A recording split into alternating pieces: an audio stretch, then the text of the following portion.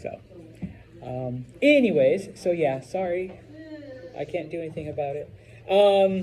So today we are starting chapter 5, and chapter 5 deals specifically with a period of time that we refer to in history as the Axial Age. And yes, on the next test, I'm going to ask you, when was the Axial Age? Okay. It starts around we refer to this as the time period between 1000 BCE, and I put 0 in quotation marks because there is no year 0, but that's the time frame, okay, that we are looking at during this time, okay? And we, kind of slow down and focus on just this time period for a couple of reasons, all right? And so, you can look at the bullet points, but number one, we see new philosophies, new ways of thinking rise up during this time, and those are some of the things that we're going to focus on in this chapter, okay? So one of the first things we're going to look at is the various philosophies that come about in China, okay, after the fall of the Zhou dynasty, okay?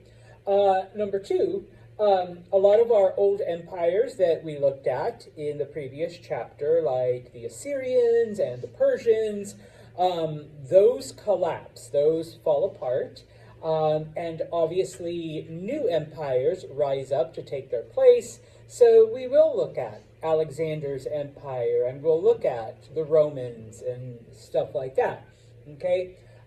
Finally, those empires that do survive, okay, they obviously change over time. And in this case, we will be looking once again at Rome, because it does change, okay, over several hundred years, as do some of the other groups that we look at, okay? So that is the focus, or at least those are some of the things that happen during this 1,000-year period. Now, for the first time, of course, about 6,000, 7,000 years behind everyone else, we begin to see complex societies begin to rise up in both the Americas and Africa, all right? Not quite Europe yet, okay? Don't worry, we'll get there with Rome and stuff.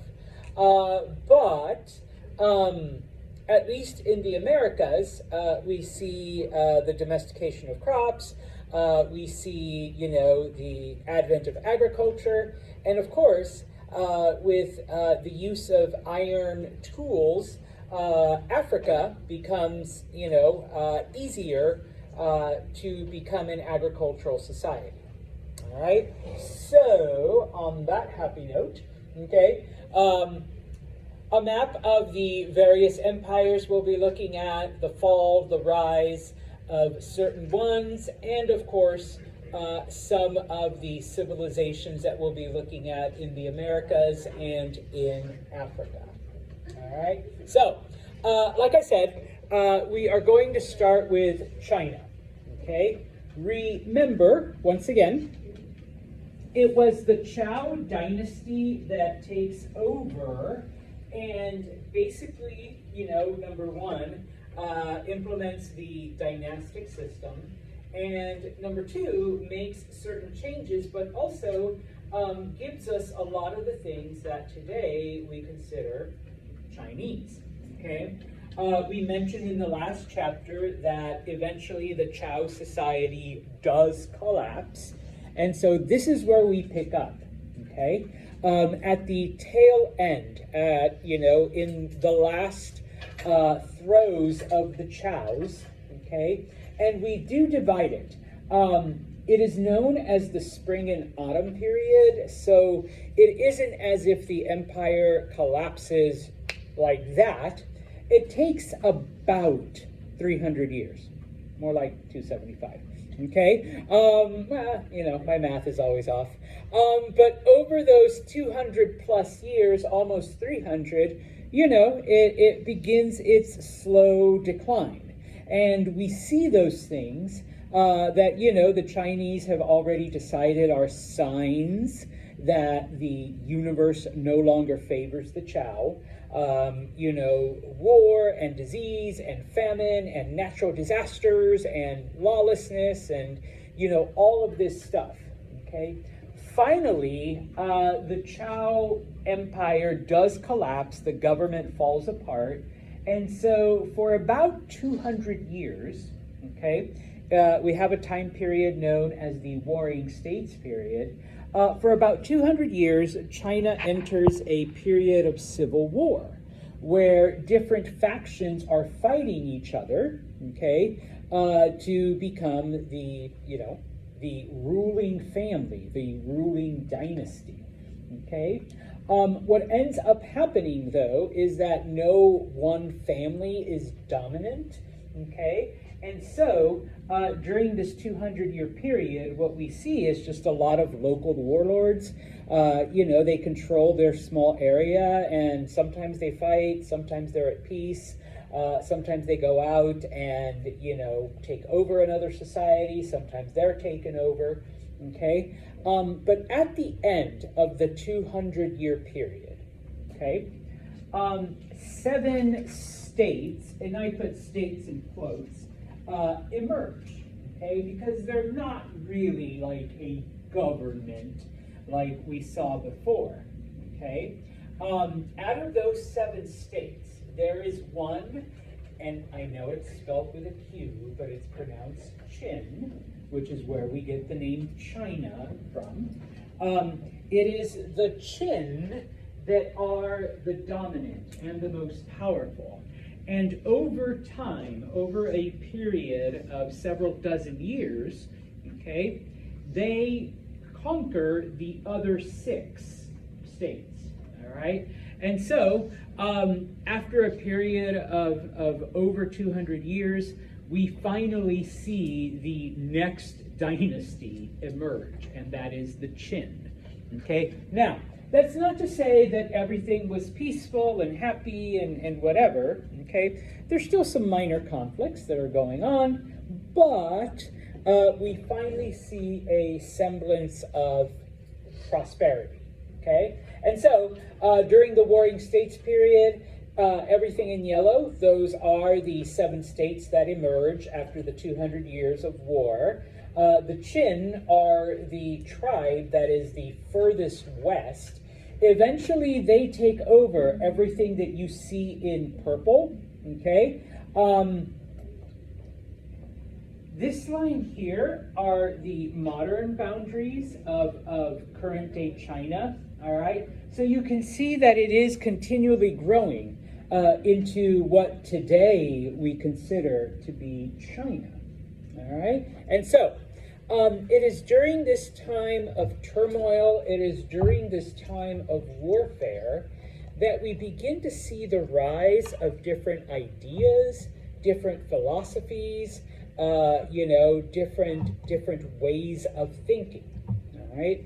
Now, there are literally dozens upon dozens that arise during this time, but we don't have, in a 101 class, the time or the desire to look at every single one, but we focus on the 3 that are the most influential to Chinese history. Now, most non-Asian students have at least heard of Confucius and Confucianism, okay? I'm not going to get like totally deep into the philosophy of Confucianism, but, you know, we'll give you a basic introduction. Sorry. Then there's Taoism. We've already briefly talked about Taoism, and in fact, the creation story, the creation narrative that we looked at way back in chapter 1 from China is a Taoist, I guess, story, all right, or narrative. And then finally, legalism, which, like it sounds, deals with the law, all right? But On that happy note, okay, let's look at Confucianism. All right. Now, Confucianism comes about because of a man named Confucius. All right.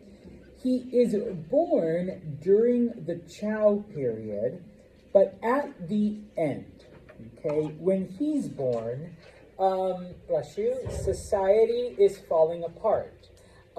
Society is in decline. Lawlessness is increasing. He sees the beginnings of the Civil War period, where, all of these bad things begin to happen. Now, he was an official in the government, but he was a minor official. Like, he was nowhere near the top. He was like a minor bureaucrat. But he does see, not only, out in public, but within the government, just how everything is falling apart. All right? So at some point, he basically quits his job and decides, we need to find, the next ruler. It's obvious that the mandate of heaven has left the Chao dynasty, and so we need to find the next ruling family who will take over and bring, peace and prosperity and all of that good stuff back to China. All right? Now, of course, as he goes out, he doesn't find this enlightened ruler or this, chosen family. And so he comes up with a philosophy as to how people can become, these wise and knowledgeable rulers. And so at some point, if you do become these things, then the universe might choose you to take on this role. Okay? Now, some of the basics of Confucianism. All right? This is important because the other philosophies kind of take a slightly different view. All right? So, number one, Confucius believed that people were genuinely good. Okay? If you leave people alone, they will pick what's right. They will do the right thing. Okay? That's human nature. It's society that corrupts people, and so, but deep down inside, people are fundamentally good. Okay, so he's going on that assumption. All right, whether you agree with him or not, that's not what we're here to debate. You can do that in your sociology class or something. But that was the basis of that is, I should say, the basis of Confucianism. Now, one of the things that Confucianism teaches is loyalty to your parents and loyalty to your family. Okay, and not because, oh, well, you're supposed to obey your parents. That's just like whatever. Okay, Confucius looked at it as your parents are basically your first government. Okay? They tell you yes or no. They give you permission to do things. They set your rules and your boundaries, and, they lay out rewards and punishments for you. Okay? If you teach children to obey their parents and to be loyal to their family, when they grow up, that obedience and loyalty will transfer to the government. Okay? So, your first government is mom and dad. Your ultimate government will be king or queen, whomever. All right? In a weird way, it kind of makes sense. And once again, because Confucius believed that people are genuinely good, this would be something pretty easy to happen. Okay? Number two, education. Okay? He truly believed that everyone deserved the opportunity to receive an education.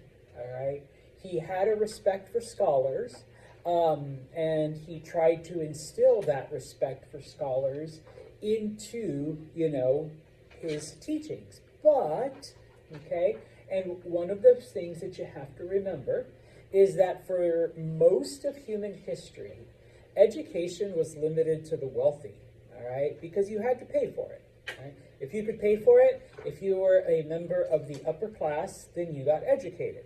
If you were a member of the lower classes, too bad. You worked all your life. You don't need to read or anything else. If you're going to grow crops, or if you're going to, milk a cow, or, whatever, okay? But Confucius was like, well, no. Everyone deserves an opportunity to receive an education, especially people who want to move beyond. Just because your dad was a farmer doesn't mean that you are going to be a farmer. Or just because your father was a carpenter doesn't mean that you're stuck being a carpenter. All right? Number one. Number two, how are we supposed to find this new, chosen person to lead if we don't provide them the education to be this enlightened ruler that the universe needs? Okay? And so he felt then that everyone deserves equal access, number one. And number two, instead of being ranked by, where you were born in society, that you should be ranked according to your education and how well you do in school, all right? And we kind of see that attitude, now in a lot of Asian cultures, but especially in China. The more education you have, the better you've done in school, the higher up you are.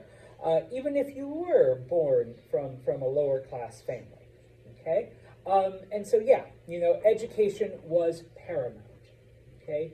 Now, even though a lot of people, followed Confucius and basically sat at his every word, some people began to consider him a quote-unquote god or some kind of prophet. He was like, no, I'm just a teacher. I am just like sharing these ideas with you. It's up to us to you guys to make some of these changes. And so after he dies, which, invariably he does, everybody dies, his students, because he never wrote down a single thing that he taught, okay? No, not if you're a teacher. You don't, I don't sit at the end of the day, oh my God, so many great thoughts. Hello. Dear diary, tomorrow in history class, this is what I'm going to share. No, he never wrote down his thoughts, but his students collected his thoughts. And after he died, they published them, and they are known as the Analects. And it's basically... I never know if it's S apostrophe or S apostrophe S. I'm pretty sure I did it right. It basically starts off with a student asking, oh teacher, comes up with a question. And then, of course, Confucius's answer, sometimes it's a direct answer to a question. Sometimes it's a story. Sometimes it's like a parable, something that teaches a moral or, has to do with whatever the topic is. Now, Confucius didn't always teach this way, but obviously if you're going to write a book and if you want to sell it, you got to make it a little bit more interesting, okay? So this is why we want to emphasize, no, Confucius never sat down and wrote down these stories and, this is how I'm going to transmit my wisdom to my students. But his students, got together and published these stories and, made them, more interesting so that people would, in fact, want to partake in them. Now, some of the things that we learn from these stories, okay, because these were the elements that Confucius taught. Like I said, number one, or it was number two actually, the importance of education, all right, that everyone should have equal access, everyone should have that opportunity, okay? But amongst his teachings and the basis of Confucianism, okay, benevolence, and you don't need to know the Chinese word for it, Ren, which is basically being kind to others and being merciful and being charitable. And this comes once again from the fact that Confucius felt that humanity was essentially good, all right? And that, once again, it was society that corrupted you. And so to avoid, the corruption that society could bring to you, you must constantly, be doing good works, all right? And of course, it would come naturally because, once again, humanity is basically good, okay? There were certain rituals, and he called this Li, that, people needed to engage in, certain, familiarity things. And in this case, if you want to call it meditation, if you want to call it prayer, if you want to call it whatever, there was a time for that, and you needed to engage in that. There were certain things that you had to do, to prepare yourself.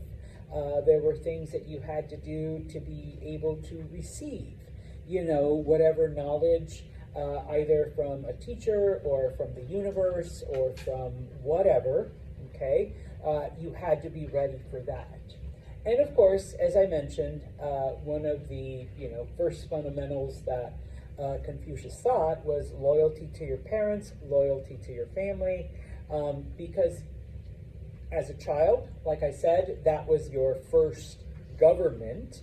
But even once you were an adult, it's the group that you interact with the most.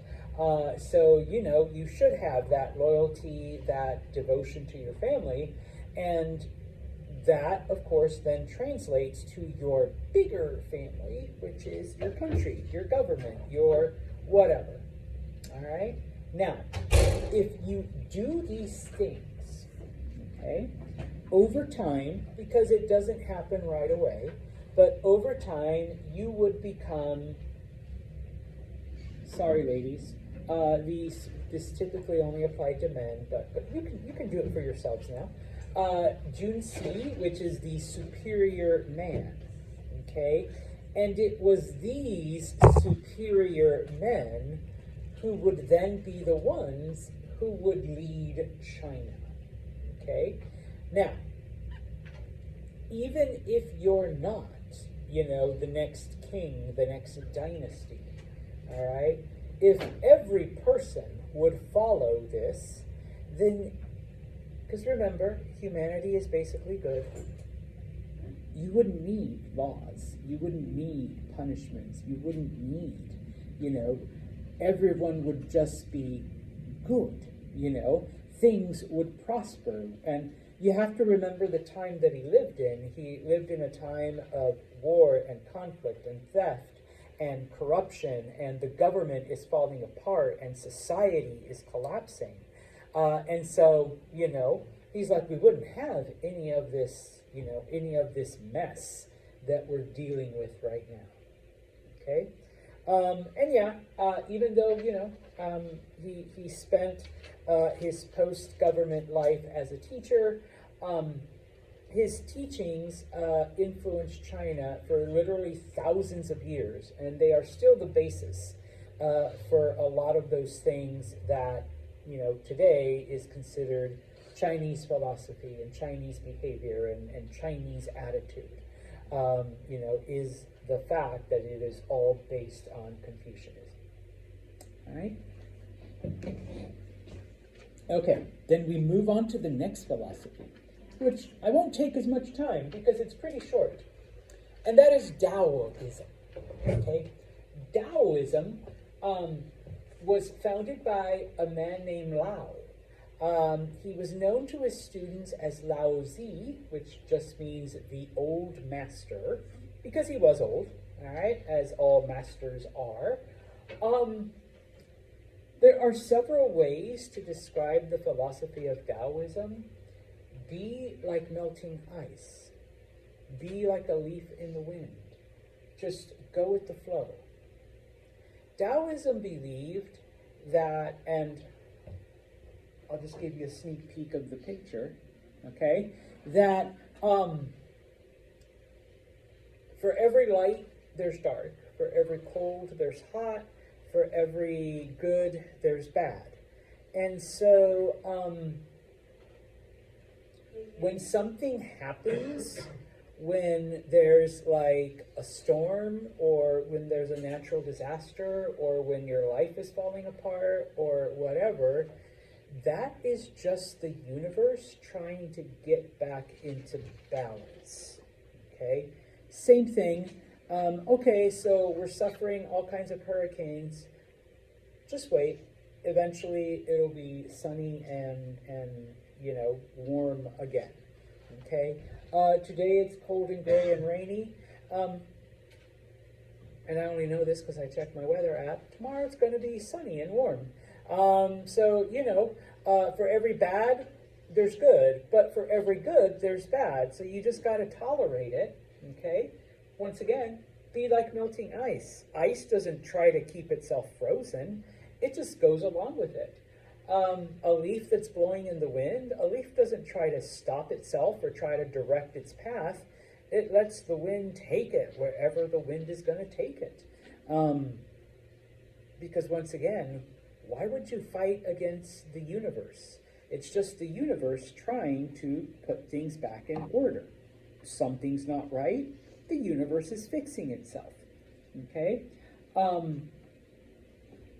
The concept is known as Wu Wei. You don't need to remember Wu Wei. At least I don't think you do. But if you want to. Basically just means do nothing. All right? Just allow it to happen. I suppose if you're one of those people, everything happens for a reason. Yeah. And in this case, the reason is the universe is trying to fix itself.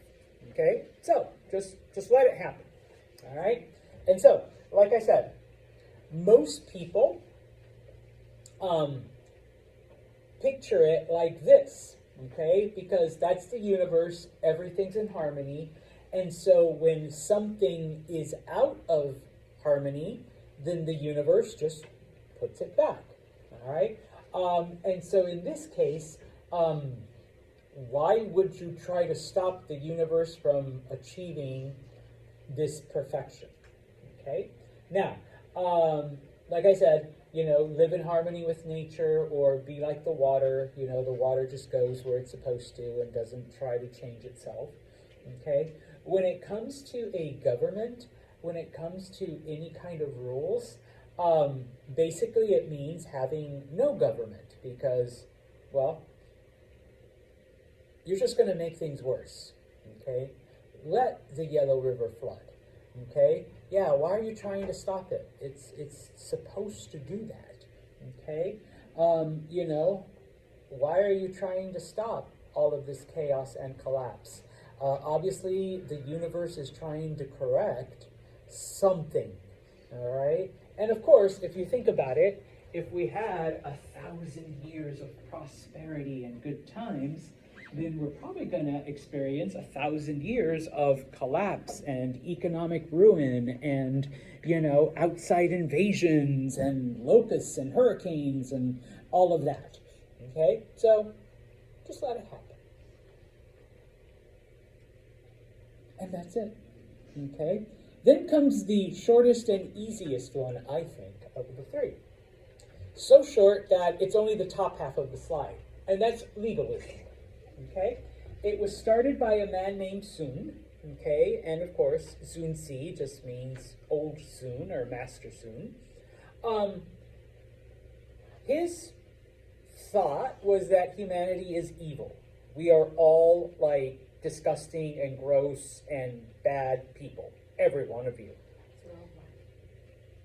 The only way to get anyone to do anything is for strict rules and harsh punishments. Otherwise, you'd all just do whatever evil comes to your mind. Okay? That's it.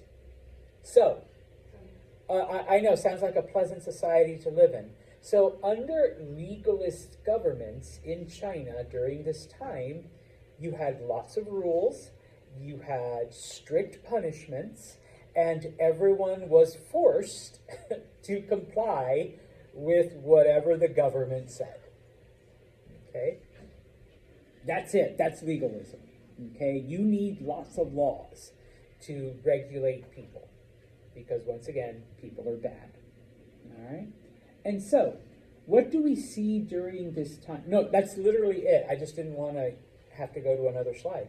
So, from these three philosophies, okay, we begin to see a couple things happen. Number one, obviously, depending on which type of government was in power, okay, so these are the experts that we listen to. We're going to listen to legalist experts. We're going to listen to Taoist experts. We're going to listen to Confucianists, okay? And of course, depending on your scholarship, all right, depending on your chosen path, if we had a Confucianist ruler like Emily over here, then all of the Confucianist scholars knew that, okay, we're going to be able to, influence society. Sorry, Adna, but if we had a legalist ruler like Adna who truly believed that her subjects were evil, then the legalist scholars would be like, yes, now it's our turn. We get to come up with all of these laws and all of these rules and all of these punishments, and that will keep the people in line. Okay? And so, obviously we would see this switch between when certain rulers, certain dynasties, certain families over those 1,000 years.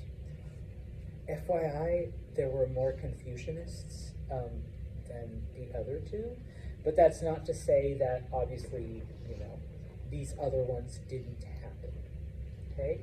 And of course, not, once again, to get too preachy, but we do see it even today, when a certain person is in power, then yes, they surround themselves with people who agree with them and who will give them, whatever, whether it's a Confucianist or a legalist or a Taoist, philosophy. We just call it something different today. And so, yes. And of course, all of those things. All right? Now,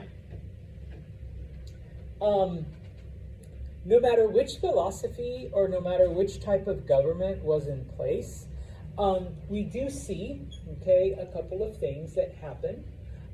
Number one, during the Qin dynasty, because it is growing so big, all right, China, the empire is getting huge, we begin to see the development of smaller units of government, similar to Darius and what he did in Persia, except once again, depending on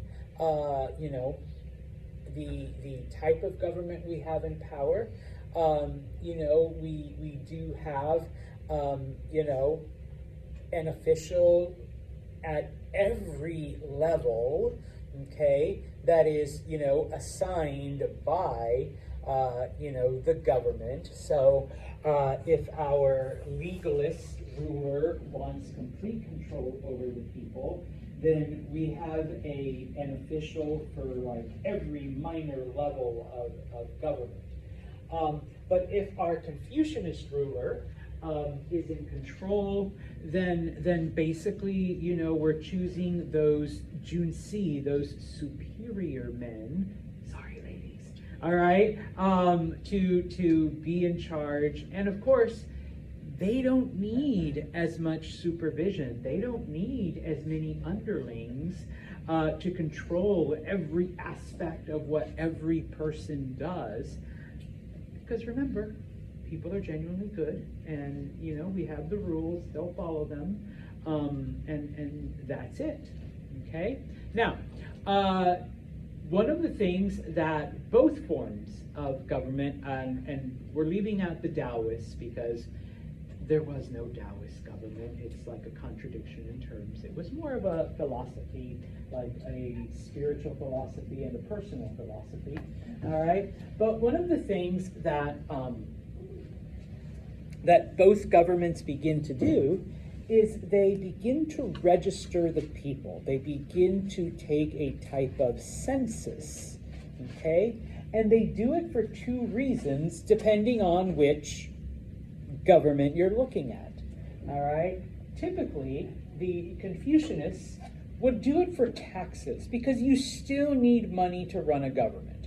Okay. And of course, the taxes were used to, pay for education for the people that wanted it because, typically only the rich got to do it. So how are the lower classes supposed to get educated? Okay, so it was for, to pay for these things. The legalists, okay, it's like, yeah, we're going to need, not just stewards and sheriffs and governors and underlings, but we're going to need people to enforce those laws. So we're going to need more soldiers out there to force the people to comply with all of this stuff. Okay, and so this is one of the things that we get from the Qin dynasty, some of the military contributions. Okay, before this time, and even after, all the way in through other cultures and medieval Europe and whatnot, it was just the warrior classes that fought. That was it. But the Qin, and especially under a legalist system, were like, we've got all these other men though. Why aren't we having them fight? And it's like, well, they're the farmers, they're the blacksmiths, they're, the other people. They're not the warriors. And they were like, well, why can't we just give them a sharp stick, teach them how to poke people, and, we've got ourselves an army, type of thing. And so, we've already taken a census. We know where all of the men of fighting age live. We can just draft them. That's what conscription means. I'm sorry, it means a draft. We can just draft them into the military, okay, and use them as foot soldiers. We still have the warrior class, but now we have, foot soldiers to do all of the hard work, and, we can throw them at the enemy, and then our warriors could go in and finish them off, okay, type of thing. Now, question, comment? I was just kind of thinking, is it like a militia kind of thing, like spare soldiers just in case we need them? No, it was literally a draft. Oh. You were a part of the regular army, and most countries, in the 20th century, instituted some sort of draft system because why not have these young men fight? And you guys are of fighting age, FYI. All right, take them into the army. Have them do military service type of thing. So fighting age is like 18? Yeah, or even younger, in the Middle Ages. So Fun.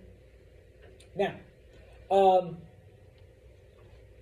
another military contributions that came from this, and just for the sake of time, I'm skipping a couple things here. The crossbow. The crossbow was invented during the Qin dynasty.